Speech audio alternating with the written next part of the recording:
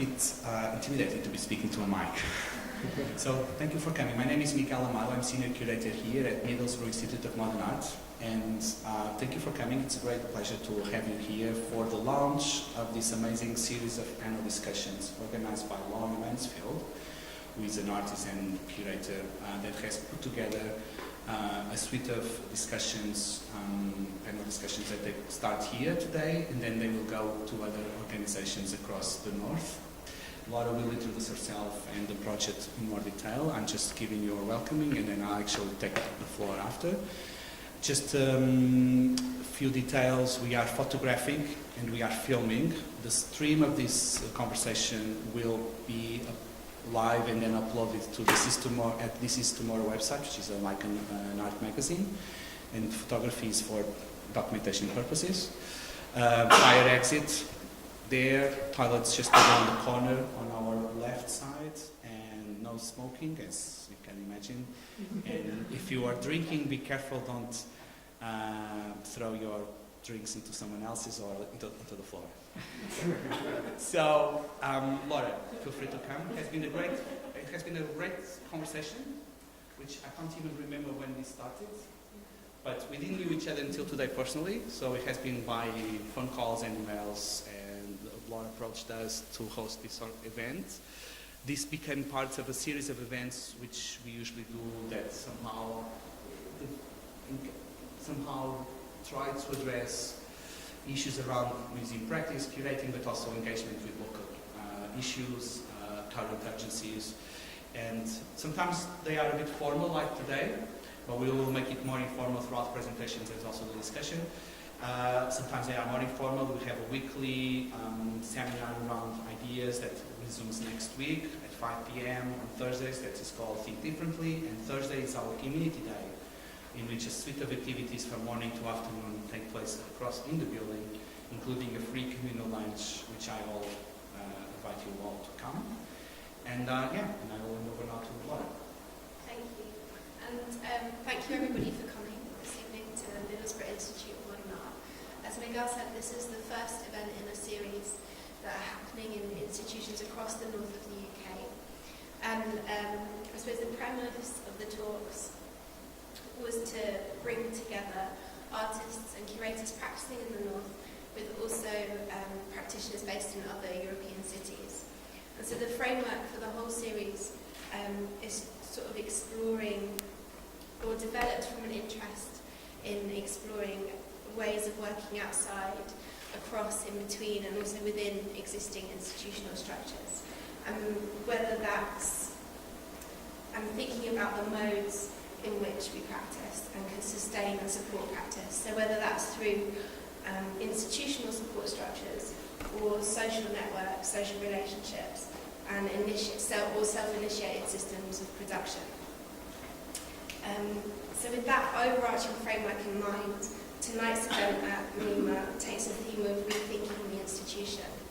And this theme reflects in part the current philosophy of the gallery that Miguel has sort of mentioned, which is moving forward with a civic agenda. So the intention is to reconnect art with its social function and to promote it as a tool for changing the world, essentially.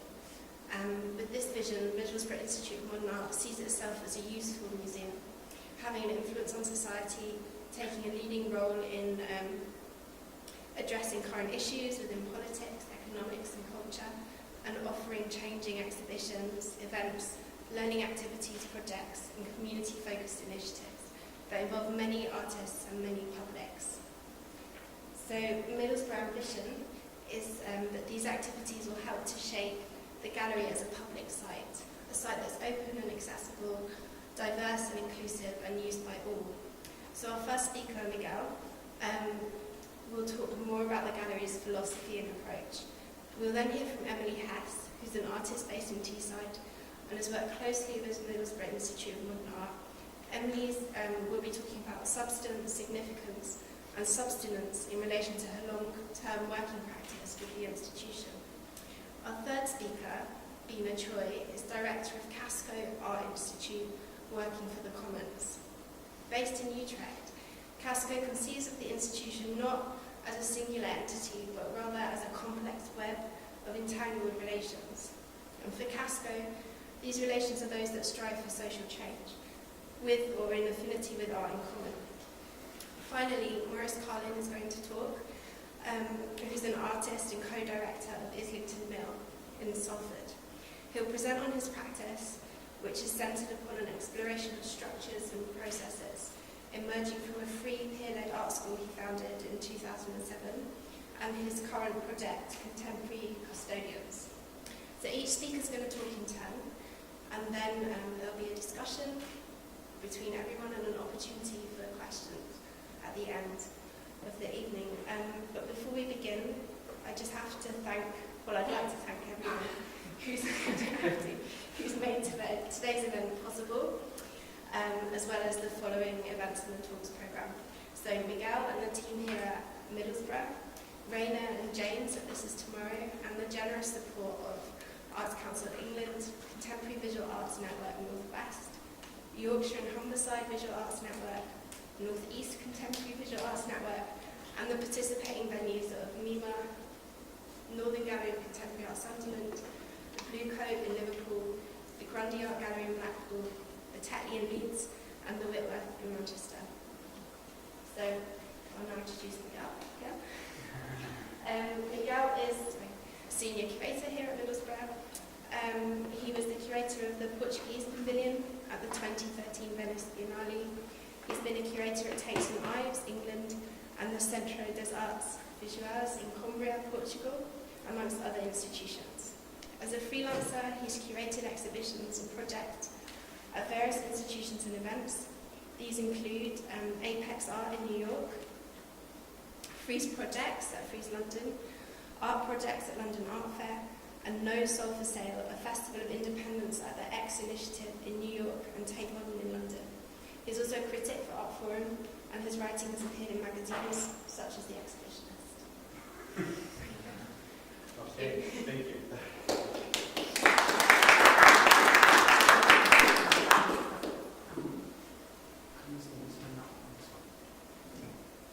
Okay, so, brother? You can use either. Yeah. Whichever one you want to consider.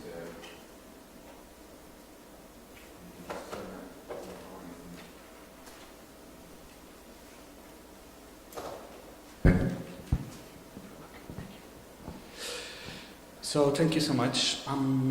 So I'm going to try to focus on ideas that have been shaping some of the stuff we do here, and some ideas that are my understanding of the stuff we do here, or my understanding of what curating should be today.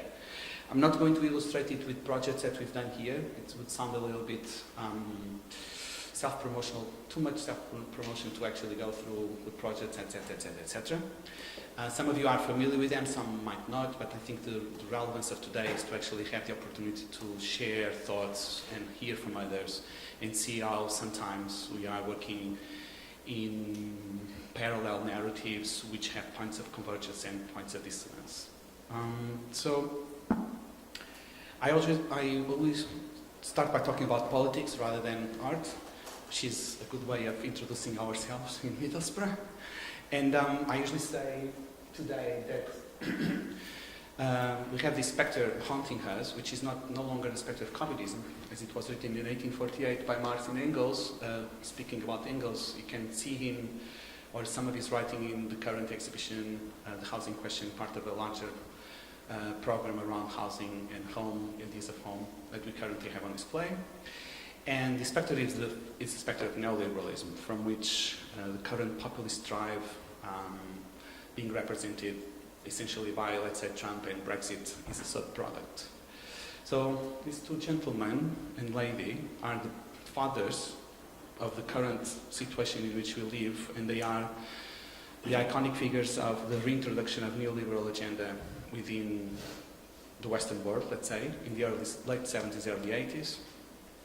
And basically, this neoliberal agenda created this health pyramid in which you have,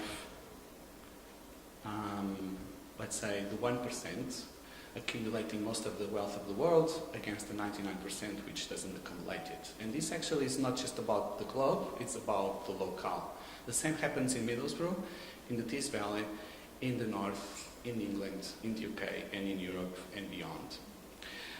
So the question I usually ask facing this situation, and usually if I was not in Middlesbrough, if I was elsewhere, I would now introduce a little bit more the context from which we operate in Middlesbrough, which might be familiar to some of you, might be less, but Middlesbrough is basically one of these places in the UK that is usually associated with all the negative statistics you can imagine. And is very well known for its social deprivation quality. So usually I ask what is to be done. And what is to be done is basically a quote of this famous book by Lenin, which was one of the foundational texts of the Russian Revolution, which we are celebrating the 100th anniversary this year. And basically, quoting this book, or quoting a revolutionary idea, it represents a call to action. So the work I try to do and we try to do here is embedded in this kind of idea of action rather than something else. Alistair Hudson, the still current director of this museum, actually once said we should not be called Institute of Modern Art, we should be called an Institute of Modern Action. Let's see if we can keep that vein.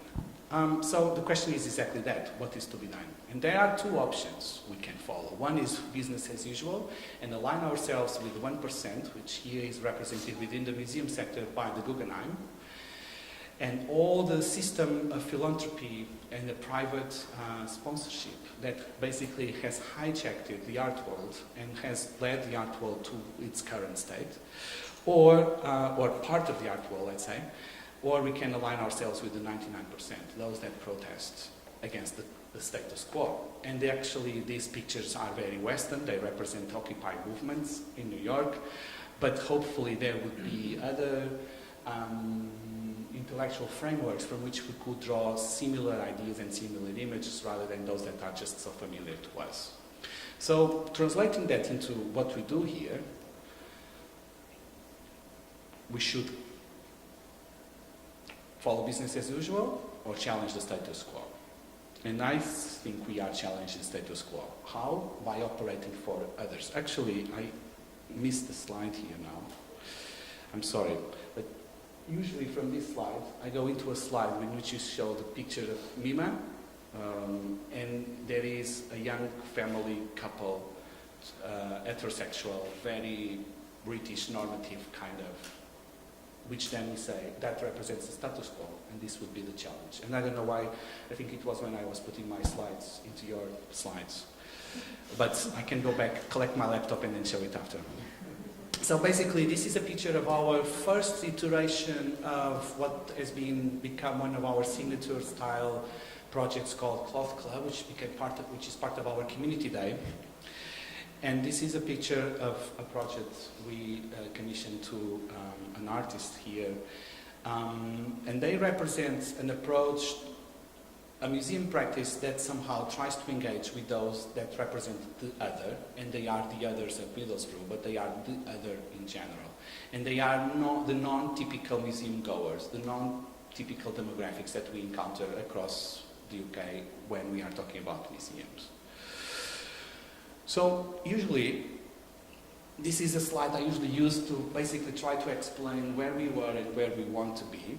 2007 was when the gallery opened to the public, and 2017 is today.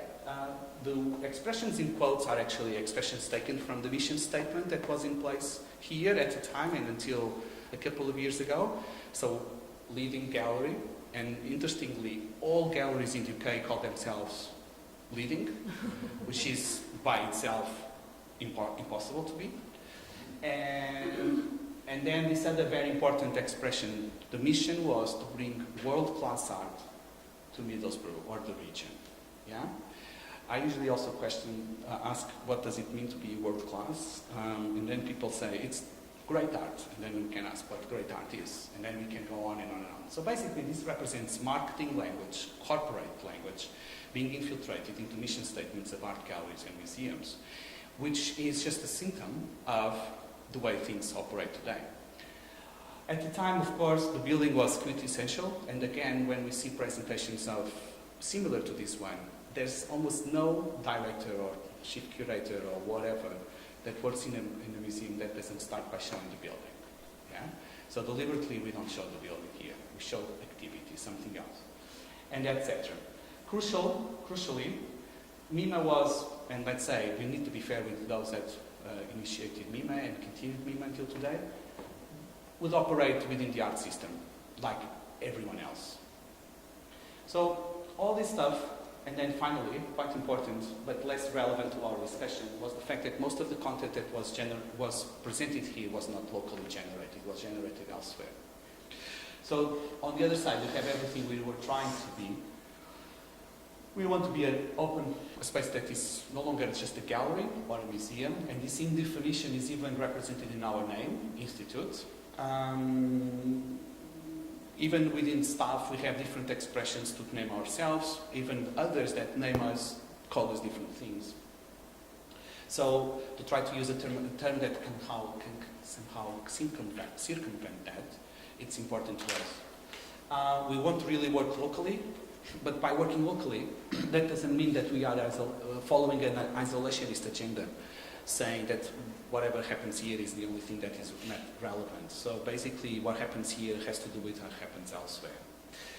Focus on people, focus on civic engagements through what we call constituent building. So no longer speaking about audiences as like this mass or this abstraction, but really talking about individuals and groups with whom we work and collaborate and build.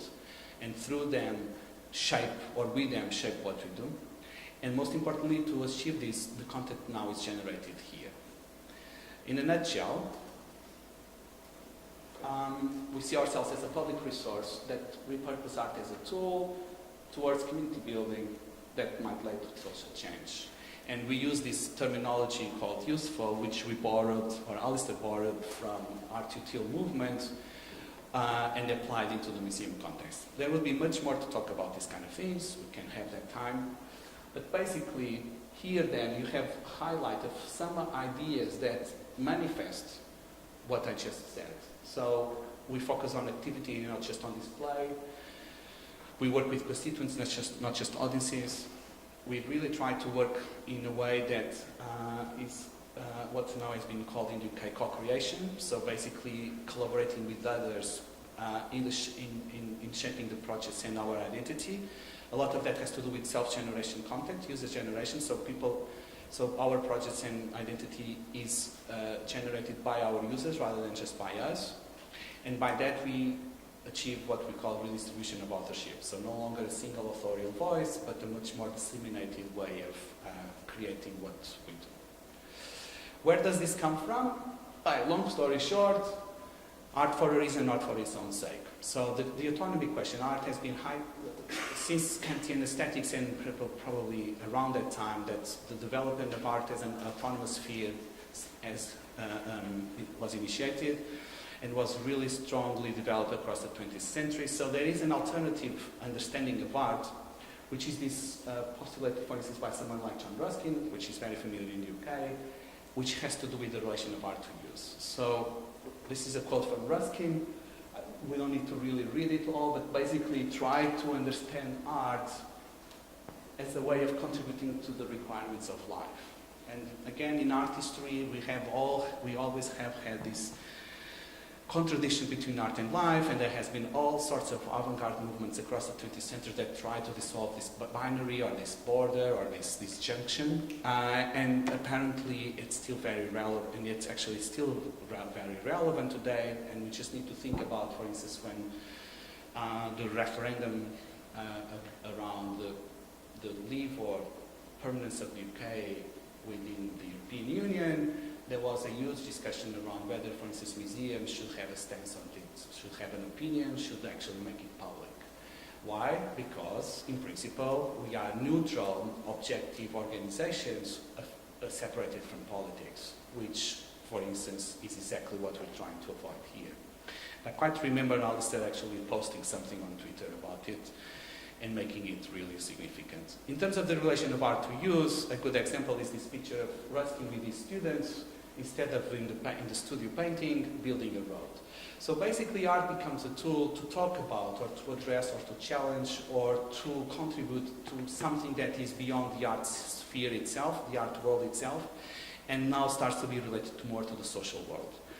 What we try to say here is that this is not very much unique to today, just checking my time, it's not very much unique to today, although might have had a resurfacing or might start to have some power within discourse and in practice today, but it's part of a longer narrative of subaltern practices within art, which I call art without art.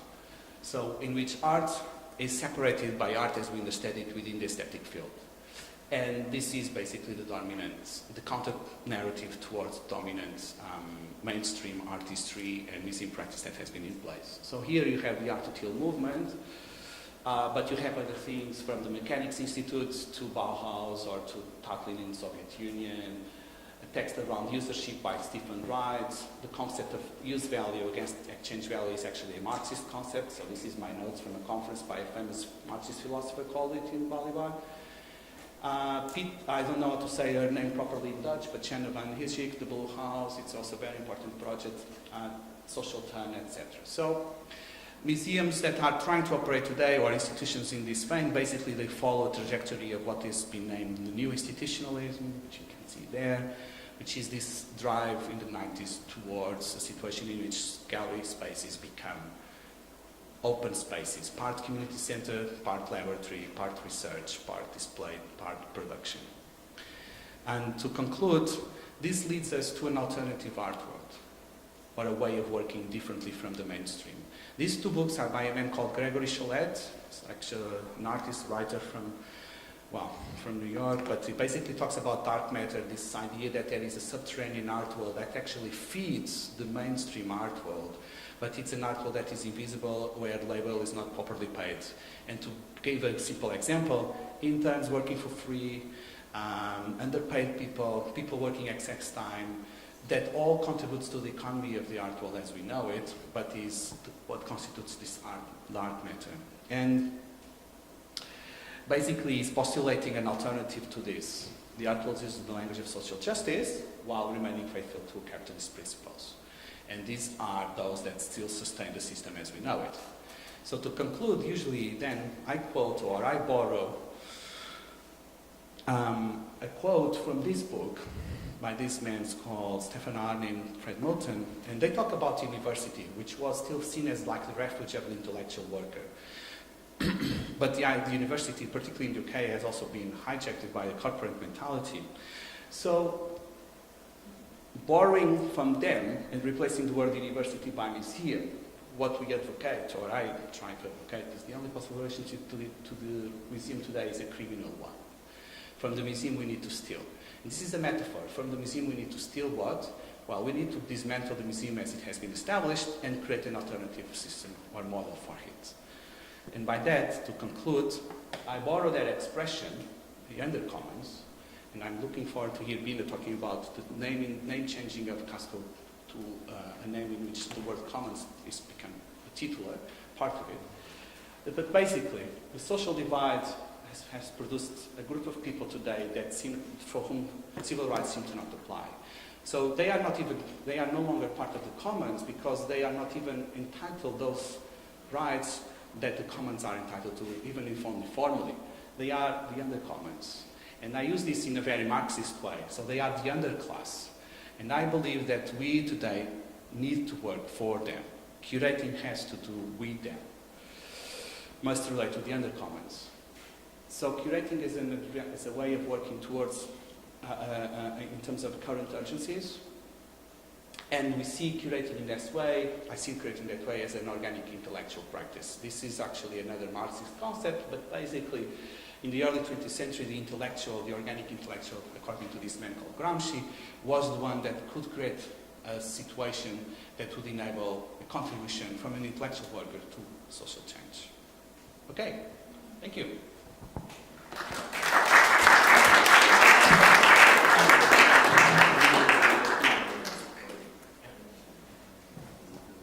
Thanks, Miguel. So I'll just introduce Emily Hess now, who's Emily has practiced as an artist since 2006, although she didn't undertake arts education in the traditional sense. So her interdisciplinary practice questions and aggravates social and political power dynamics through regional folk histories, collective action, and the use of land and its associated materials as a physical form of protest. She's currently co-director of New Linthorpe, which is a long-term artwork which utilises Teesside ceramic heritage to initiate co-authored projects that foster social change. Her recent solo exhibitions include Stand 2016, so running to be Labour's candidate for Tees Valley Metro Mayor, and the Coffee House and Post-Brexit Paradox, both of which were at Middlesbrough Institute of Modern Art. And Emily's also exhibiting in the current show at the moment, Idea Home Show. So I'll pass you over to Emily. I couldn't see you. You're lost. Sorry.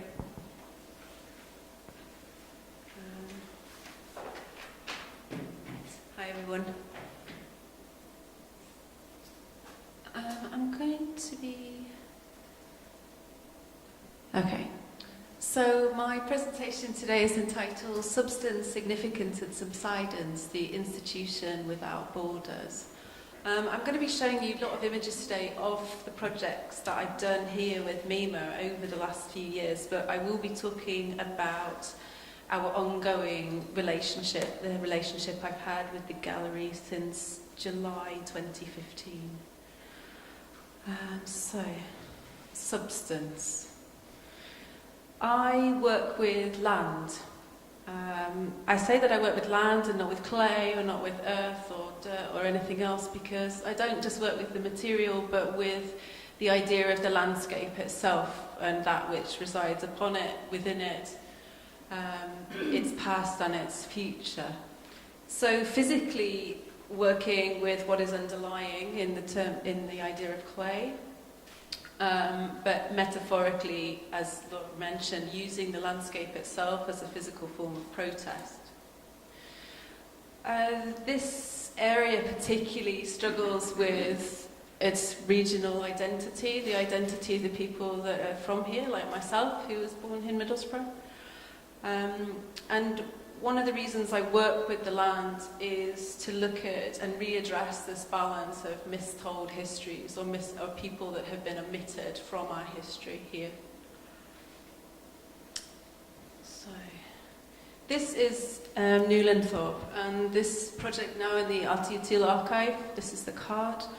I'm not going to talk much about it because there's enough about it online and other places, but this was really the project that began my relationship with MIMA in July 2015 when the project was launched.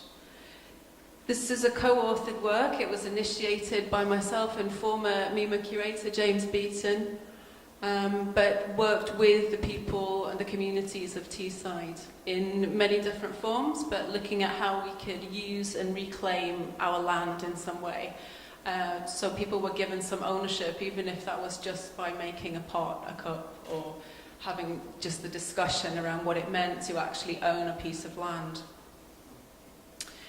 And at this point, I worked out this morning, when I was thinking about just what I've done with MIMA and the team and how long I've been working here now, that this is my 69th interaction or intervention with MIMA, so in way of talk, workshop, conference, lecture, commission, project. That's not all the days that I worked on those projects, that's just when I stood here and presented to an audience or group of people or the community. So I was quite amazed by that. And yeah, this is my present work, which is downstairs in the gallery at the moment. So one of the ways that I have worked with MIMA is that they've given me this platform on which to work. So I often will just come up, one idea will come out of another work, or somebody will, from within the community or the locality, will comment on another need that they have, maybe in relation to a current work, and that's then just built upon, and that's now how my practice operates. I can talk to you more about this work later on, but as I say, I'm just skipping through. So, the significance. So the significance of my practice in relation to the way in which the museum chooses to operate and its ethos. So my practice involves a deep and attached understanding of this landscape, its people and its history. Essentially, I aim to be what is an authentic voice within a marginalised community, so I advocate for those that feel they cannot speak for themselves in this relationship with the institution. And MIMA has provided me as an artist a trusted and supported platform in which to rethink our local identity. And we do this in a co-authored fashion here, where as the community are always welcome to join in the discussions and be part of them. So one of the ways that MIMA's really assisted in building that relationship, I just want to show you these slides, which are actually kind of a series of transformations in both through time, but also in thinking. So this was originally, as I told you, the New Linthorpe project was based around a historical pottery, the Linthorpe pottery, which existed in Middlesbrough from 1879. And this was the women's decorating room. So one of the first projects that I did here with MIMA was for the exhibition Localism, and it was this work, Common Ground. But I took that idea of the workshop at a time when people remembered, everybody in this town knows what Linthorpe pottery is. It was not a difficult conversation to have with everybody artistically. It was easily communicatable and accessible to people. So actually turning this into a work of contemporary art wasn't really that difficult for anyone to understand. And actually what was even better about that was the involvement that people then wanted to have in the work. And that's something that I've been able to use the gallery as a real sort of test bed for my own practice as well. So for me personally, that's hugely beneficial, but it's also hopefully really I think it has benefited communities here as well from the feedback that we've got. So, subsidence. So actually this idea of a sort of our relationship being almost akin to a geological event which causes a shift in the Earth's surface in some form was quite interesting to me when I was thinking about how I was going to present this work to use. It's actually the first time I've ever spoken about the relationship that we have. We normally just speak about the project. So our thinking artistically and institutionally has become more aligned over time, and responding to current urgencies, which is important to both of us, both locally, nationally and internationally, the work has begun to cause shifts in thinking about the land itself and its people by local authorities, by decision makers, by other institutions within the region. And this idea that, as Miguel said, we have actually been able to act through our collaborative processes, both supporting each other. And in some ways, when I was thinking about this yesterday, these shifts or moments of subsidence won't ever happen again in the same form. The models of working practice we've adopted can be used elsewhere. And I'm most interested, though, in these dents we've left behind in the local, cultural and institutional landscapes.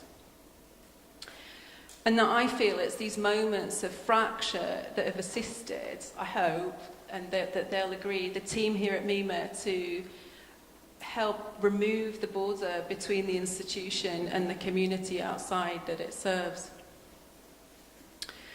So the one project that I'm going to talk about is one that is just in its really early stages of development, because our working together has really built this, or shown this sort of this new ability for artists to work with an institution, and we've seemed to have formed this level of trust that other people are now responding to. And recently I received a request from Australia, actually, from an artist over there from Middlesbrough who's been working with the Noongar Aboriginal tribe. And they believe us here from Middlesbrough to be Cook's people, as this is where Captain Cook was from. And they would like, basically, some assistance in retelling their story correctly. and how we then start telling their story correctly, which at the moment, I must say, is being pretty badly told. So this is now a project that, which I will be starting with MIMA and also hopefully with Middlesbrough Council. But these are the words that I received from them, and then this is what we are now forming our project around. So I'll just read it to you. The land is not separate from the sky or sea, communal dreaming. Ghosts arrive as agent for God's king. Terra nullius and other lies. Slave shaped slave. Collaboration between the Noongar Bibbulmun people and the tribe from the middle place near the snake goddess Tess, known as Middlesbrough. When the English white ghost brought his words, we kept our stories locked inside. Land is not a separation from the sea. Do the middle people still know their ancient stories, or are they unlike us? Did they travel and separate from country? Art from the earth, sea and sky, bush tucker from the hills and streams. Soil and foliage will shape this work. Light will show us where dark hides. The children will share across water and land new truths.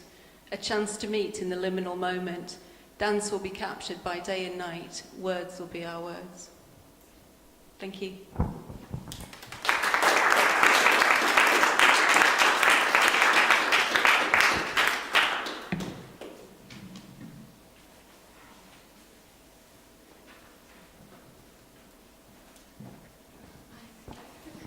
So I'll just introduce Bina Choi, who's director of Casco Art Institute, working for the Commons. Casco exists in Utrecht, working across art and academia and alongside many peer arts institutions, so art and design schools, activist groups and other organisations. In her role at Casco, Bina conceived and co-developed with the team and numerous others a long-term and composite artistic research project, Grand Domestic Revolution, and the 3-year interdisciplinary and artistic research programme Composing the Commons, which has been part of the faculty of the Dutch Arts Institute and Masters of Fine Arts programme in Aarhus. She works for and with a trans-local network, Arts Collaboratory, and Cluster, a network of European arts organisations focusing on art and its context.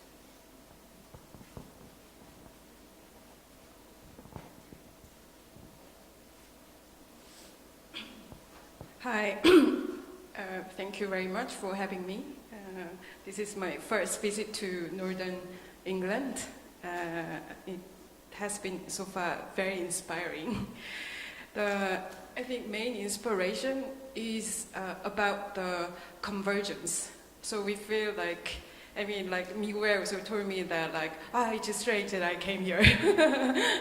It is maybe strange that I'm from South Korea and then now I'm working in Utrecht in the Netherlands already nearly 10 years. But I see so much mirroring. So in fact, every meeting like this is so important, and that also makes me think what actually I should talk with you. So please bear with me if I am searching instead of going on with a slide that I prepared. So well, this is first, maybe I just go along with a slide with a very short comment, but then I like to make some link with what I just saw downstairs, and then some connection in relation to what previous, Eva and Miguel spoke about. So this is an image from our previous, the last show called Casco Art Institute, working for the Commons. So we are in time of transition. So our name, now we have many names: Casco Project, Casco Office for Art Design and Theory, and Casco Art Institute working for the Commons. So we're going to be more fundamental in insisting the last name, Casco Art Institute working for the Commons, from spring next year. And before doing that, we use an exhibition as a test site and grant for feedback. So this image coming from this exhibition. And what you see in the panel is a process continuous changing, which shows a diagram of working mechanism of the network or arts collaboratory. which we are part of. It's a network of 25 art organizations, most of which are located in so-called Global South. More to come later. And then this image that you see in the middle is the work by Mazolin Dijkman called The Composition of the Universe. It's a sculpture, but it's also toys. So actually anyone can come and touch, and very suitable for children, but as well as adults. But this actually the representation of the universe in which we are situated in. So what you can see here, different circular shape of different color, and can you see the green dot? That's actually what we are made of, called ordinary matters. All the rest, like dark matter, dark energy, are what making up the universe. So the Earth is just this tiny bit of this universe. And we thought this work provide an image of the commons, an attitude toward the commons. So we as just small part of what is already given, that is like always in becoming. And this is the image of our board meeting, which you can see Charles Escher, who has been here a few times, as I heard, on the work of artist Reed Winan that made in collaboration with us. So this is the like a table with it's called the disposition table, part of the series of the work by Reed called a conversation series. Idea is to classify the working material behind exhibition phase of Casco. So, like basically organizational matter, including our theoretical matters, planning matter, but also like daily working documents. These include the image here, which is not so legible, unfortunately, here. But this is like a map of or a diagram of the commons. So like notion of commons and different strategies that we map out during the process of our research on the commons. So like commons is kind of like complex concept, but one way of approaching it is like 4 categories as given by Michel Bowen. So there's a nature commons, which is a composition of universe this work could say about. So like air, land, sea, all these natural commons, and the social commons. So form of cooperation that are very diverse, that are also part of really daily life. And other knowledge commons, which has been emerging as a basis of this capitalist society, mediated by digital technology. And final one is urban common. So this image shows one of our future or dream project. So this is the image of a farmhouse that's surrounded by the housing complex, part of expanding city of Utrecht, whose size similar to Tesse, this region somehow. And this farmhouse is under great dispute because formerly it was like that. So it's the image of that 97. So it was like whole area was farm, and this farmhouse is owned by a farmer called Case. He was forced, or he had to sell his farm, except the farmhouse. But there's a complication in the deal between the farmer case and the city council and then developer. So he's under huge debt, 2 million euros. So he's on dispute, nothing is developing in this farmhouse. And by working for the commons, we want to take this farmhouse as one of the important sites for our engagement. It will be important also in the level of formation of living commons or social commons. So there's no one in this area who live longer than like 15 years. So everyone is new, and there's no art center. So there are like few associations. So we hope that this could be a place for a gathering, for example. So, okay, time-wise, I used 80 minutes, correct? So I have a few more minutes.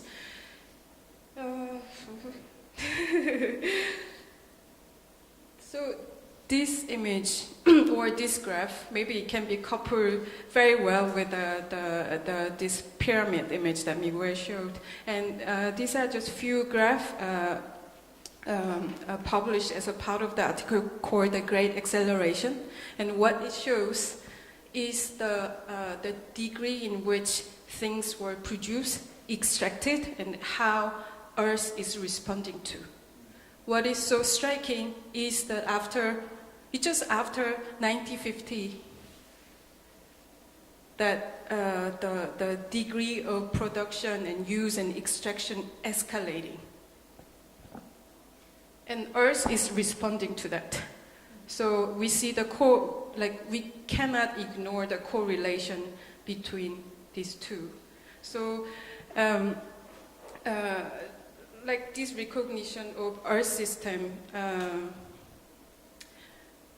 somehow we think we can support with image like the one that I showed, the composition of the universe.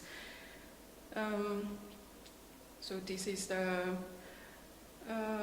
a few diagrams that show more concretely how we want to change the way that we are working.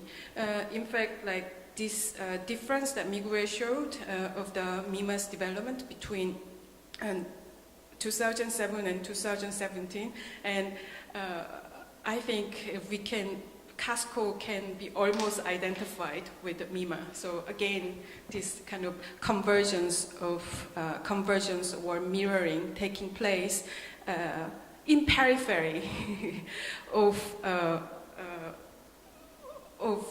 the world, I would say.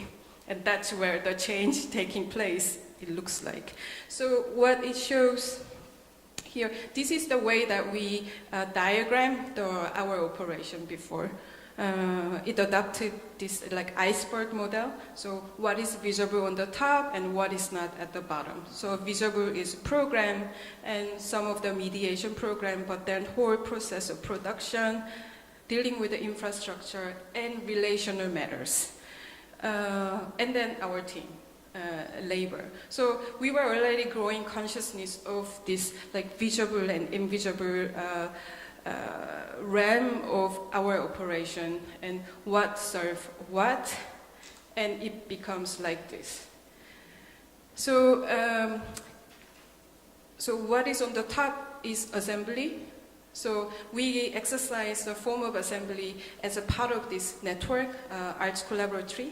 So these happen in kind of transnational scale, like representative, or it's not they represent, but 2 members of 25 organizations gather together to learn from each other, but also to make decisions in order to transform their way of working together. And out of that kind of 4 years of learning process through the assembly, now we want to do within our local context. So like MIMA, that one of our joy and also mission was to gather a heterogeneous group of practitioners. So utopian moment was when different groups occupying our space and having their own deliberation and work, but then also come together. And how to sustain that. That's like one of the main interests to organize assembly. Let them converge and see each other and develop or grow the possibility or collective possibilities. And then next to that, we want to see exhibition as a form of assembly. But it's not like everyone coming together just throw the work. So it would be like slow process of reconceiving the exhibition. So we start going to invite a few groups who have been using Casco, with whom we have been working together to contribute to the exhibition. Eventually, maybe exhibition could be important means of communicating and dwelling for the assembly. And then other one is embedded exhibition, meaning that while conceiving exhibition as an assembly, next to assembly, we want to go out more. So exhibition in other contexts. If we are dealing with image of alternative economy as our subject, then we want to go into the place where that question is where that question directly matters. And also we kind of set a certain guideline for planning our activities. So that consists of 3 axes. So body, action, kira kira. So action is to think of what is the goal. In the effort of being specific as much as we can. And that necessarily entails also what are the strategies for that action. And body is the question of labor and subsistence. So how are you going to sustain that action? How are you going to develop that strategy? With whom? So there should be always correlation between this body and action. So like question of body can reduce scale of action, or ambition of action actually can enforce you to deliberate further on what could be your body and how you manage your body. So like kind of old labor question come into play here. But then next to that, we also want to have kira kira moment, meaning kira kira. So actually meaning of this kira kira is not so important. That's the core of this. So like connecting with the Undercommons, this book that Miguel introduced, there is emphasis on what is called like study moment or mood of study. So what they say is that ironically in the university we cannot study any longer. Similarly, within an art institution we cannot deal with art any longer. So there is a kind of production mechanism. There is a kind of regime of service delivering and meeting that service. But kira kira is to allow, always ask, are we studying? We have this moment of speculating together and learning from each other. And there should be also joy, like joy from working and learning together. So these 3 axes will be very important in commoning or planning towards working on the commons. I will skip this. So this is like last image, which we use metaphor of sun, of the way in which Casco is formed. So I don't know what.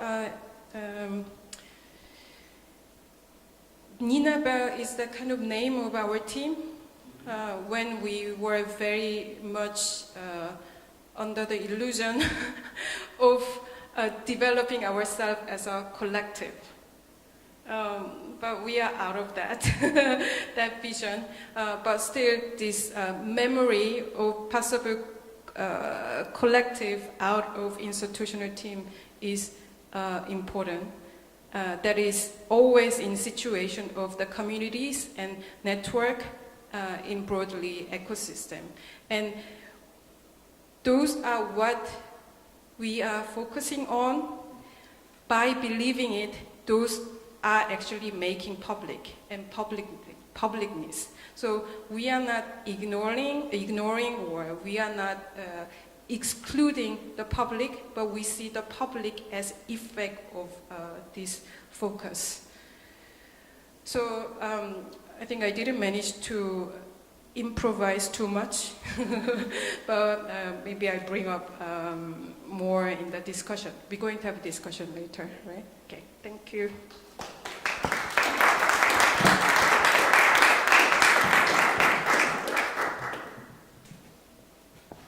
Thank you, Pinna. So I'll now introduce Maurice Carlin. Maurice is an artist and co-founder of Islington Mill in Salford, but he's also the recipient of the first ever CLAW Visual Artists Fellowship from the CLAW Leadership Programme. As part of the fellowship, he's written a series of provocations for AN magazine, where he's questioning the relationships and dominance of the established arts infrastructure in the UK on the development, support and sustainability of artists' individual practices. Continuing a question of structures for support, ownership and dissemination of artists' work, his current project, Temporary Custodians, entails an installation of over 100 relief prints that are jointly owned by a network of custodians who have an opportunity to decide upon the future of the installation over the 10 years of the project period. Thanks, Laura.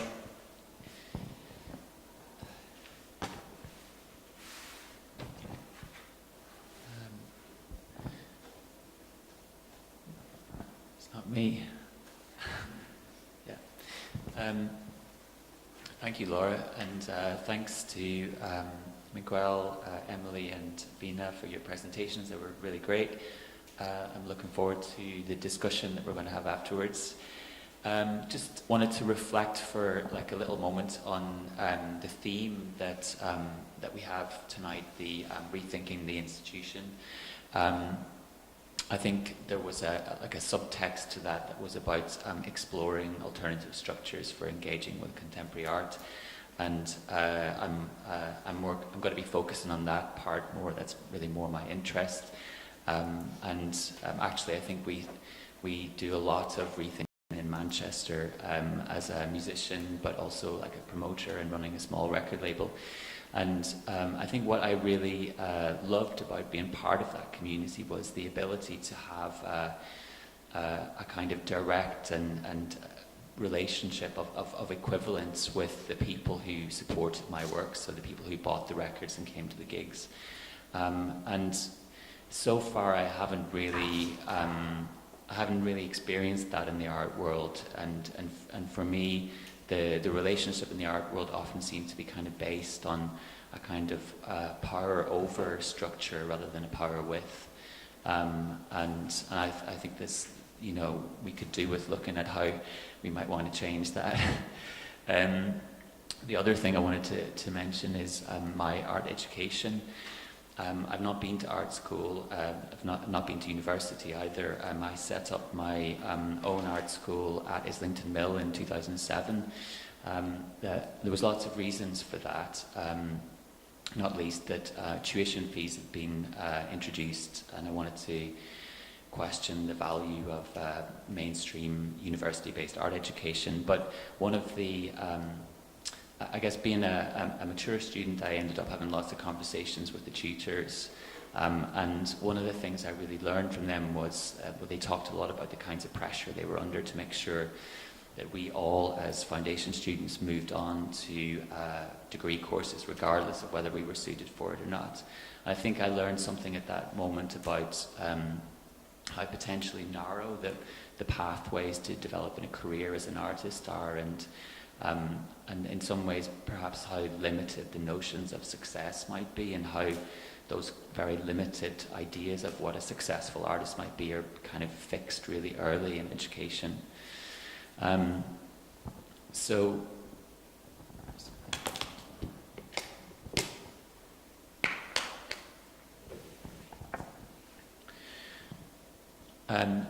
the artwork that led to the Temporary Custodians project is this series of work that I was producing from 2013 called Performance Publishing. I've always been really excited by self-publishing and just kind of this idea of how you can use like really cheap and available materials and processes to put something out into the world, and also to operate within a kind of circulation system that does offer the potential for a kind of exchange between equivalents. And as part of the art school, I'd been making lots of flyers and posters and books. What I wanted to do was to see if I could translate those ideas within self-publishing and printing and translate them into space and think about how they might be scaled beyond the book form, if you like.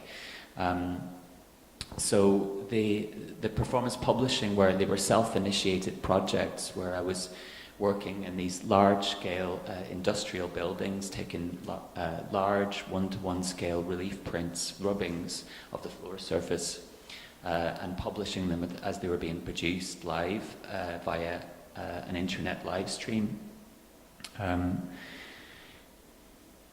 It was the works for me were about referencing the history of self-publishing. So the rubbings themselves were a reference to the first known form of publishing, that was ancient Chinese stone rubbings. So that was where when anyone with access to paper could take copies of inscriptions cut in stone and distribute them throughout China, and coincided with the invention of paper.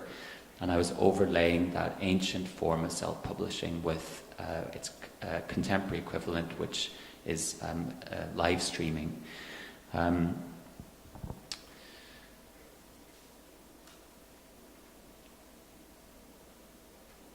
I guess there was also something for me about working on the floor and this idea of horizontal space, and so the project became an opportunity to kind of open the space for lots of other events to happen alongside them.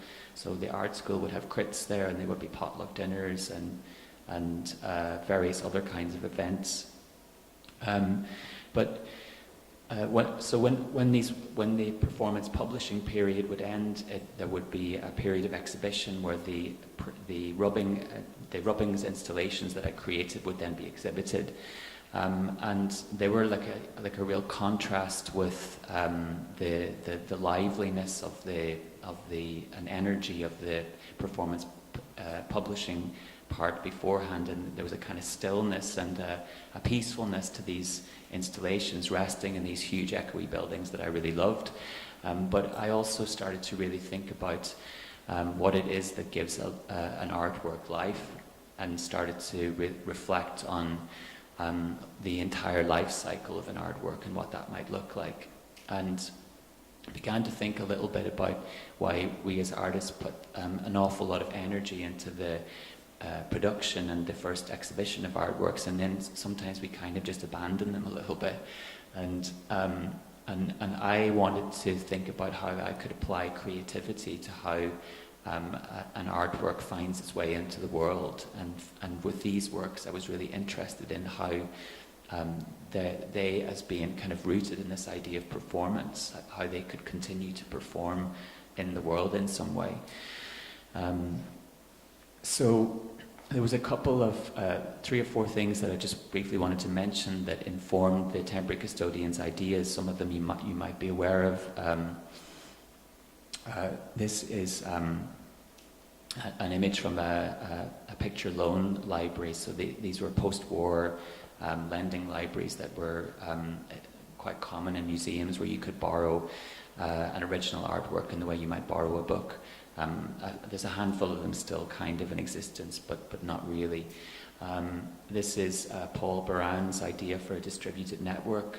So an idea for a communication system that could withstand a nuclear attack. It was developed in the 1960s and then became the blueprint for the World Wide Web. And then more recently, something I was looking at was community share offers. So where a community of people could come together and raise money through a share offer to keep an asset of community value, like say a local pub or a shop, so they could keep it open. And they, as a shareholder, you receive a social dividend rather than a financial dividend. So the idea is that you want to see this thing happen. You don't necessarily expect to get your money back, although if it does turn a profit, then you could do. So the first temporary custodians work was launched last year. It is an installation of 100 rubbings of the 5th floor surface of Islington Mill. The offer to be a custodian was about becoming a custodian through taking ownership of a single print, but becoming like a fractional owner of the entire installation.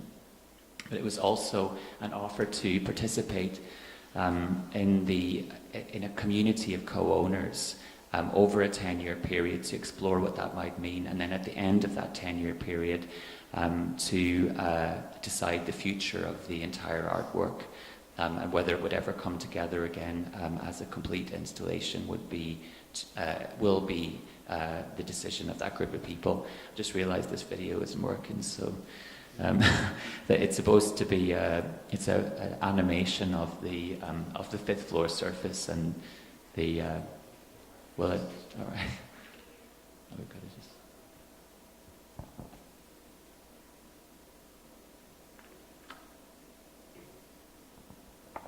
There we go.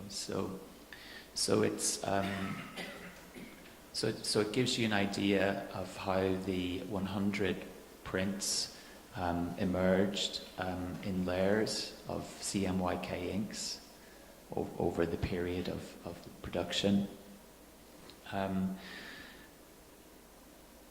And I guess the other thing I wanted to say was that the offer to the temporary custodians is to consider what else they as a group of people might want to do. Could they buy other artworks in this way? Could they create a new form of public collection that's distributed across a city rather than being centrally held by an institution? Could they create a new kind of context for artists to make work for? And in return for their investment, it will contribute to the refurbishment of this space. So this is a currently derelict space at Islington Mill, and the money raised through the sales of the work will contribute to that space being brought back into use as a residency and production space for artists. So where we are at the moment is we have 80 out of the 100 temporary custodians signed up. We had a handover event at home in Manchester to distribute the first group of prints to their custodians. And we are working with a group of digital developers and sociologists to develop a digital platform to show those works in their context in the homes and offices and workplaces of the custodians. And we're really interested in how other people who have artworks in their homes might join that, and how it could potentially become a new kind of distributed public collection. And just finally, I really want to say, if anyone is interested in any of these ideas, we're very open to your contributing in whatever way you see fit. Okay, thank you.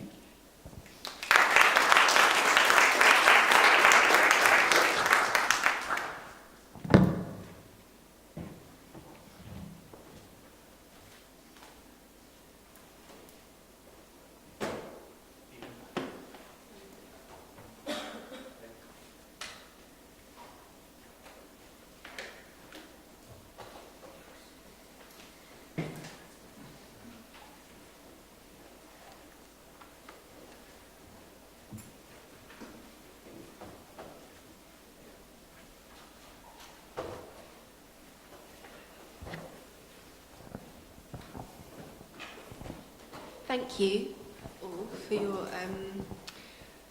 presentations and your talks.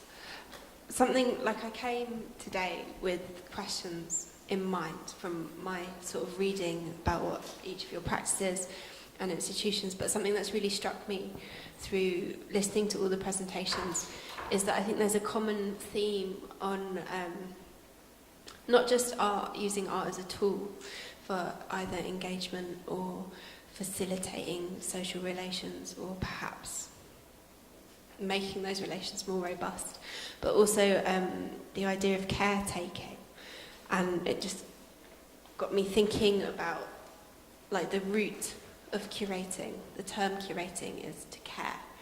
And the idea of caretaking in curating not just for objects, but caretaking in terms of taking care of communities or the relationships you're building with others through your practice. So it's not really a question, but it's a comment. And I thought maybe, Miguel, you might have something to say about caretaking. It's a good, I mean, it's a good image or metaphor that you are using. The roots of the word curating in Latin, and this is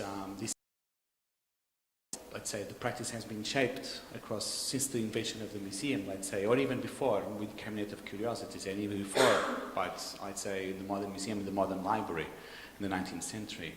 And those institutions were actually created for the commons, for the people, you know, like transition with the beginning of the Industrial Revolution and the creation of what became known at the time as the bourgeoisie and the workers, and the need to remove those objects from where they from the sites where to which they belonged at the time, which were the church and the palace of the kings, and make them available in the development of a public sphere. And with that came the education, the real education that was needed, the real knowledge that was needed for workers, etc. So I think it's actually in the inception of the word that the idea of a community or people is already present, but somehow has been obliterated by, well, maybe speculating now by this drive of autonomization of art that actually has to do with the need that the bourgeoisie felt at the time to legitimize itself as a class. So yeah, it's quite an interesting metaphor looking back today, how you can actually see the looking after something, being engaged with someone. And the more we consider the involvement of others in the making of what we do, others being the others, the people, I think the more relevant is our work. Yeah, I think that is interesting, Laura. And when I was talking about temporary custodians in the States, someone mentioned to me that the word custodian actually means someone who literally is the cleaner of the building, so someone who actually cares for it in a very real sense. And yeah, I guess I was just thinking about a few things about who it is that does the caring, and I think that often that I found in artist-led communities that it's often the artists that are doing all of the work, and often I think in doing that we shut out a lot of people who are actually interested in being part of those communities. And one of the things that I'm kind of interested in is how we can kind of sort of level the field again. One of the things I really learned with the Temporary Custodians project is that there's a lot of people out there who want to be part of an artistic community, but they don't necessarily identify as an artist or a curator or any of the roles that we kind of have that are fairly fixed. So I think that I think I'm really up for the caring, but I want to share it.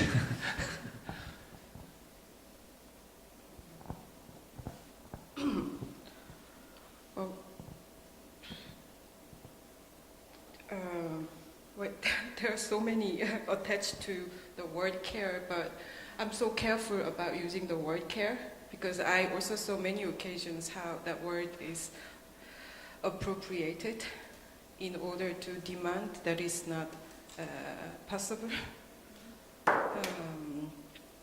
in the regime of patriarchy.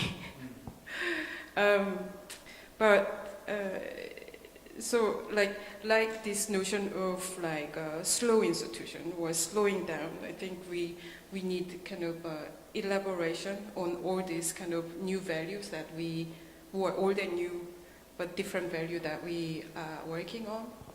So in terms of like care, that I also like to connect with cleaning,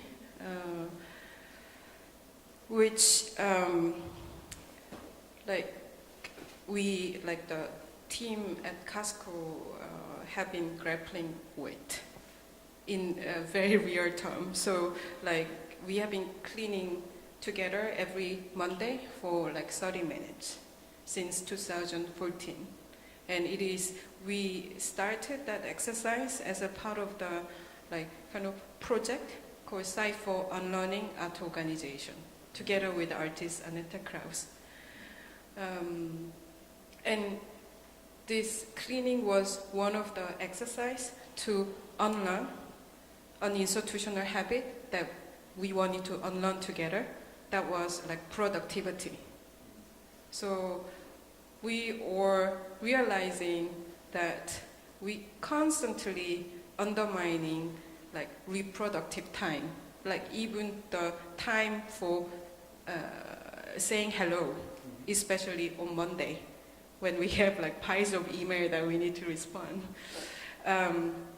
Or like we do say at the end of the day when we had a lot of meetings that we say we didn't do anything. Because that's like relational, and then we need to do something to complete and create a certain object or product. Then we say we've done work. So that's kind of what we call like productivity regime. And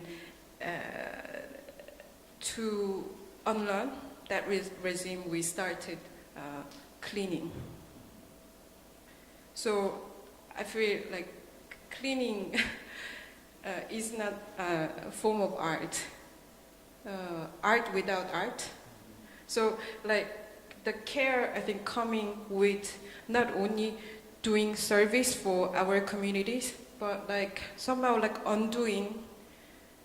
unlearning a system in which we are so used to, that create this kind of horrible condition that we are living in, but which we cannot really embrace on a daily basis because it may be too horrible or like hard to anticipate. I'm talking about like ecological crisis. So like I also see so many people are coughing these days, and sometimes I think, oh, it has to do with the change in the air, and then like change in the process of endemics, etc. So that's my take on care. How progressive is an institution in which staff collectively clean the building? I mean, I'm humbled by hearing this. Well, I'd just like to say that I think cleaning is labour, and labour is a very important part of making art. But just to conclude, actually, I'm also struggle. I love the metaphor that you used, but I struggle a little bit, and I think it has to do with something you said. I struggle a little bit, or even been. There is always the looking after or the caring. Somehow still represents a relationship of power, and I struggle a lot with that. And so we need to still be aware of an agenda that is even when we say replacing objects by people, there's still an agenda that this replacement is serving, and we need to be very careful or be very conscious of that. So the unlearning or the undoing collectively actually is a brilliant strategy to create consciousness around that. There's just one other thing I was thinking about. I mentioned the post-war picture lending libraries where people could loan original works of art, and I can't imagine that an institution would allow people to take art in their homes and look after it in that way in these days. So I think there's also a question about trust and who we actually believe is qualified to be a caretaker for art. And I think there's a lot of things in that, but... And how do you kind of deal with that question in relation to the Temporary Custodians project, where you are asking for caretakers for the work? Is there a decision or an application process, or is it? I think for me, the artwork is the people and what they create between them, and the prints are a token that enables that to take place. And for me, it's kind of about trying to sort of almost devalue the artwork in a way so that it can be in the world. I think it's so high, so inflated in its value that we just can't possibly trust anyone to, even go near it. So it's so alienated from the world in a way, and I think there's a really big problem there with, how we imagine people are going to engage with it. In this industrial and post-industrialization process, the number of farmers has been rapidly decreasing, while number of artists has been rapidly increasing. Here artists include curator or cultural workers, etc. I think that change is telling something, and then how we need to how we need to intervene into the change. So your work, Emily, also telling, you working with land, earth. From the image, who could see that as an art? Although we have a history of land art. We should open up as soon as possible, but I was actually very impressed by that picture that you mentioned of the loan scheme. And I thought the same as you kind of articulated here, which is, when there was, not how is that possible, when is that actually possible? And and for instance here, we actually received a grant before our time here 5 years ago to create a post to develop a picture scheme, but to generate income. And the same funding body that funds that doesn't fund when you want to engage with, let's say, asylum seekers, because it's not part of the realm, it's not part of the system to actually support engagement in that way. But if you want to corporatize your collection, then you actually have support in that scheme, in that same way. But actually that was really utopian. At least even just this picture was really beyond our mindset today. Yeah. I just wanted to say, actually, before, probably about a year before you came, a couple of years before you came here, there was an art lending library set up on Teesside by artists, where artists would put their work into the library and then lend it out into the community. And everything came back, which was really interesting, but it's an interesting strategy to adopt in terms of ownership.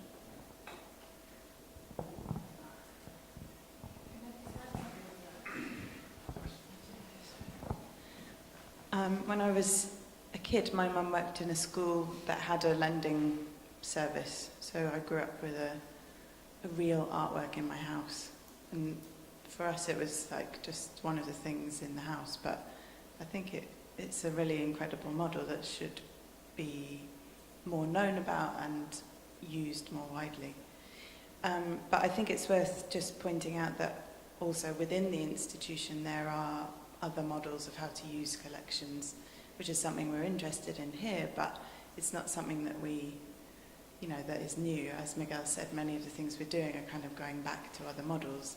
And the collection here, one of the main strands is contemporary jewellery collection, which was actually work devised to be worn, used, held, and ever since it has been collected, it's been used in that way within the museum. Actually less so now than it was 10 years ago. So I think there are other ways of thinking about how collections held by institutions work as well. Not only having a kind of subsidiary or separate handling collection, but how do you work directly with artworks in these spaces as well as in a more distributed way.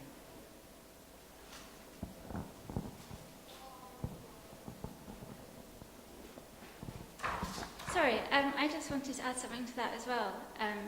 In terms of I'm probably, as Maury knows, absolutely fascinated about the history of loan collections. And just as a very small aside, there's still one lending in Leeds. I'm not sure if it's linked to Leeds Art Gallery or not, but anyway, people who live in Leeds can actually borrow an artwork. And something that's kind of related to that is I've been looking at educational art collections. So one of the things I've been looking at is collections related to universities, and the idea that you can display art around, you know, a campus. So the campus kind of becomes an art gallery. Again, kind of a post-war thing. But one of the things that I'm really interested in is one of the places that still really actively pursues that is the University of Salford. But instead of sort of continuing to acquire objects, what they're actually doing is they're doing other stuff that's kind of in partnership. So they go out and they work with, you know, other galleries, other networks to actively kind of commission new work. So I think the idea of an artwork has shifted so much, basically. So it's really gone away from kind of a picture of something that you have on your wall doing something. So I think what you're doing now really is a lot more interesting, Maury, in terms of, you know, the people who own it create the artwork. For me, I think there's kind of a lot more power and resonance in that in a 21st century context than just having a picture that you stick in the wall in your house. And I think there's a really nice link back to the useful art as well, the kind of stuff that you have displayed downstairs here about, you know, people like Fiesta Gates kind of going out into a community to create the artwork, as opposed to, you know, sending something that we all think is an artwork into somebody's house. So yeah, that's kind of more sort of a comment and maybe a bit of an elaboration as well.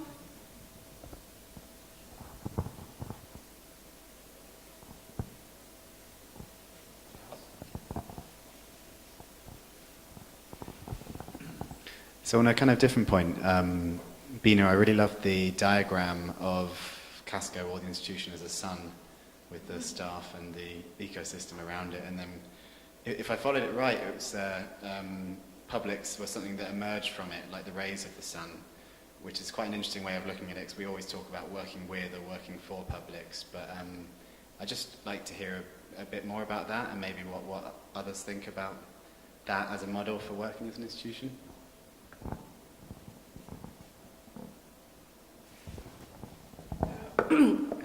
Downstairs in the exhibition, the New Idea Home, there's a work by Adelita Husni Bey, but actually it's not really work by Adelita Husni Bey.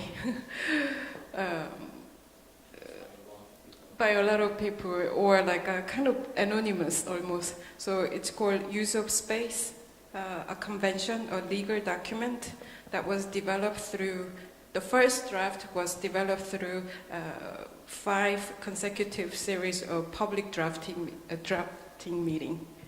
So together with Adelita at Casco, that we invited like general activists, squatters, anthropologists, abolitionists, other lawyers to dwell on what we can do in relation to current housing crisis, in particular in the Netherlands, privatization of housing, and which was very clearly indicated by the criminalization of squatting.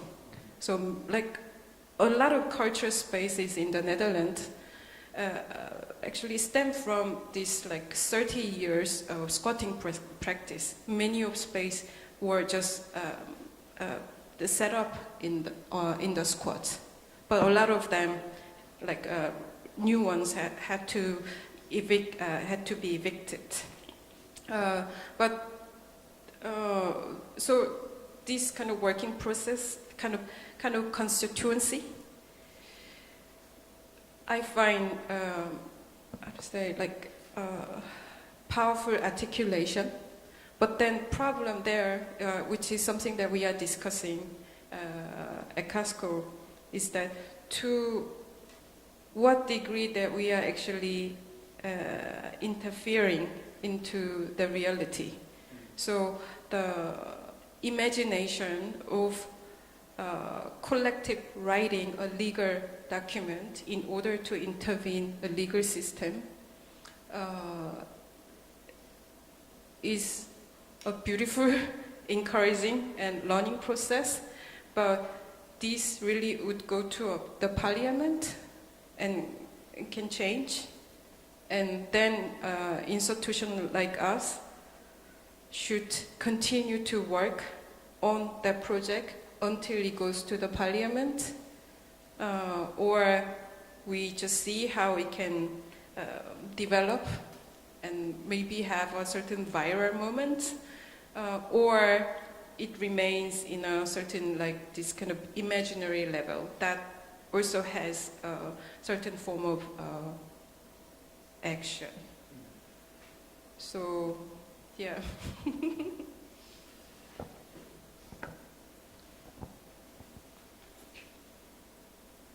I think if I understood what you're trying to say is I was going to use the one word that I just didn't say it properly in English yesterday, so I need to find another word. So the tension between you and as an institution enabling a process through which one artist with many other people, so referring to that example that Bina mentioned, is there's a poster downstairs that is credited to an artist called Adelito Nispai, but in fact it's the outcome of a long process involving many other people. So what you're saying is that, are you feeling a tension between you as an institution enabling something to happen, but still operating within a field which is not legal, is like fictional, let's call it, let's say, imaginary. So doesn't really have an effect in the social world or in reality. And by that, when and how, or is it possible, or is it important, or should institutions actually operate beyond enabling things to happen, but really creating change in, let's say, in real world? Is that what you're referring to? Yes. Yeah. Because the reason why one of the reasons that we want to work with the public and we want to have publicness is for change. Yeah, I mean, I can speak on my personally, but I think I will also speak on behalf of the team here. It's one of the crucial questions we have, and also one of the crucial questions we are asked by others. I remember maybe 2 years ago, I was in a conference with many people, and one of the questions I was asked, and I was not even articulating things the way I can articulate today about what some of the stuff we do here, but people ask, so when are you stopping to be a museum and become a social service kind of provider? And I don't remember what I replied, but I guess I said something like, there's nothing that puts one against the other. There's nothing that from our viewpoint puts one thing against the other. That's like how you see it, or most people would see it, because usually we have a sort of hyper specialization of professions today, and so if you are a museum, you cannot be doing something that some others don't associate with being a museum, but you associate with being a social service provider or whatever. But here, yes, we feel it very much. I mean, for instance, when we opened the current displays downstairs 2 weeks ago, I quite remember that Alistair was still director here, and he's leaving 2 months from now, but he's not here today, couldn't be. And when he gave his formal welcoming speech, he basically ignored the displays, and he talked about other projects that we want this place to inform. And some of them are only ideas, some of them are more or less in course, in development, some might not even exist. And basically, yeah, whether or not they will effect change, some might to such a degree. And sometimes we have to deal with this situation in which where is our energy being allocated to? And what kind of stuff can we actually do? I mean, we were installing, and on a Friday before the opening, on the Thursday before the opening, I was asked by a friend, a charity worker here, whether I could the day after, so the day before the opening, we were still installing, I could go and spend 2 hours translating interpreting a lady that is a newly arrival immigrant that just speaks Spanish, doesn't speak English, and she was having an appointment with social services provider, and they needed someone to translate her. And I spent 2 hours or 3 hours of my morning and the day before the opening actually helping her doing that. And I don't know, maybe someone was waiting for me to install the show. I don't know. But that sounded more urgent and responsible to do rather than ignore. But where is the energy going? And I don't know. Sometimes we also face this like we cannot do everything. We're not equipped sometimes. We don't know how to do it. But sometimes we try to do individually or collectively things that somehow contribute to affect change, at least locally. And by working with someone like Emily, we actually are doing it. We still perform the function of the gallery of the town that works with the artists from here, although many other galleries would not work with artists from where they are from. And she actually does a lot of work that is how we might enable the work that we cannot do or we don't know how to do to be done, in that sense. Unless you don't agree with me. No, I do agree with you. I think there's just one more question. Hi, I was really interested in something that Bina was saying about how these acts of fairly small scale, like care and trust, might work simultaneously with these kind of incomprehensible like ecological crises that are going on at the moment. And that kind of struck me as something quite relevant to Emily's work as well, and I wondered if that's something you think about with regards to what you're doing, kind of working on like you were talking about geology, and that kind of thinking about scale, and I just wondered if you had anything to say about that, because I thought it was quite an interesting link.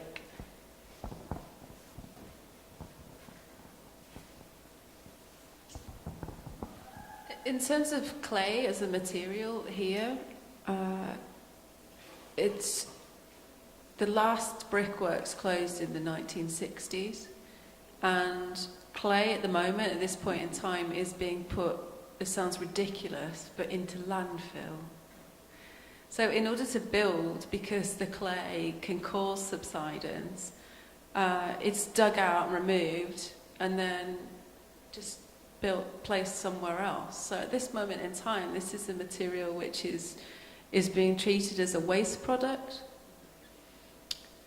So one of the things that I do in my practice is look at how the clay could be reused. And we've talked about and used the kind of metaphor of the brick as a way of rebuilding. But actually what I'd be more interested in, and what I'm most interested in my practice, is that maybe I start a discussion and then somebody else comes along and goes, well, hey, I'm an architect, I'd like to look at using a Ramda technique, or because I don't need constant control over this. It's not about that, I made this brick, so I'm the only one that can make bricks now.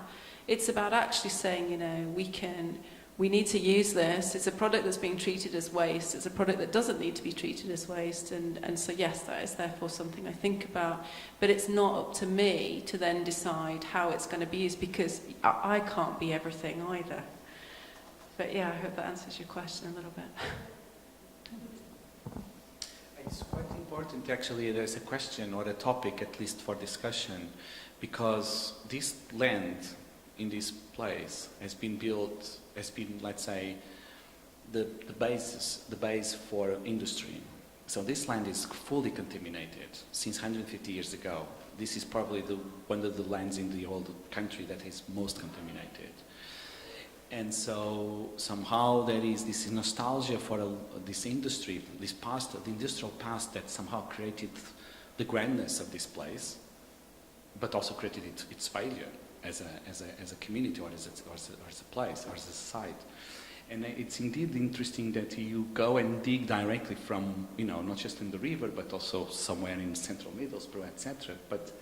And now, I never really thought about it, but how, like the Gresham, the picture that Emily showed where she was actually digging the clay from, it's 5 minutes walking from here, and it's quite a demolished area,